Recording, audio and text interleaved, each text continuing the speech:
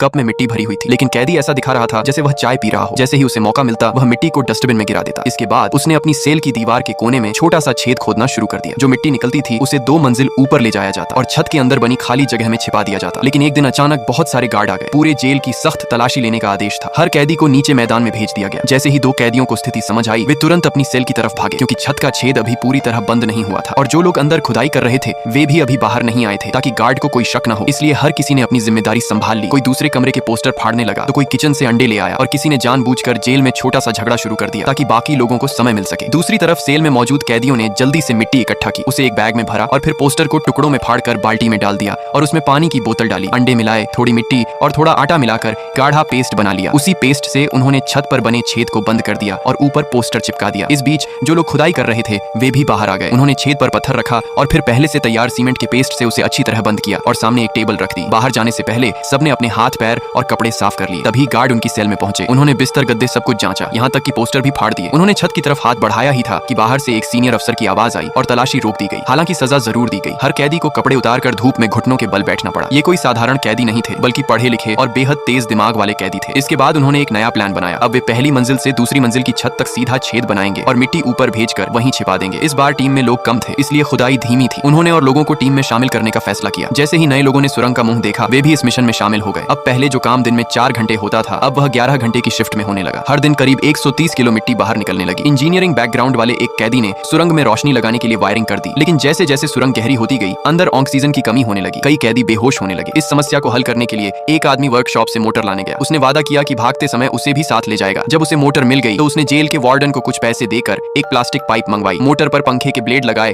और उसे बाल्टी में रख दिया। फिर उसी पाइप से सुरंग में ऑक्सीजन भेजा जाने लगा। लगभग 9 महीने की मेहनत के बाद सुरंग आखिरकार जेल की दीवार के पार पहुंच गई। पर तभी अचानक भूकंप जैसा झटका लगा। गार्ड को शक हुआ, लेकिन उसी समय एक कैदी जिसने जानबूझकर अपने पैर घायल कर लिए थे लंगड़ाते हुए बाहर आया और गार्ड से सामान्य तरीके से बातचीत करने लगा। अब हर मिनट में 2 लोग चुपके से सुरंग वाली सेल में जाते और सुरंग में घुस जाते। लेकिन कुछ ही देर तक में सुरंग की खबर पूरे जेल में फैल चुकी थी और गार्ड जिस भी कैदी को सुरंग में जाते देखते उसे तुरंत बाहर खींच लेते। बाहर इंतजार कर रहे लोगों को समझ आ गया कि अब समय नहीं बचा। सभी कैदी बस में सवार हुए और वहां से भाग निकले।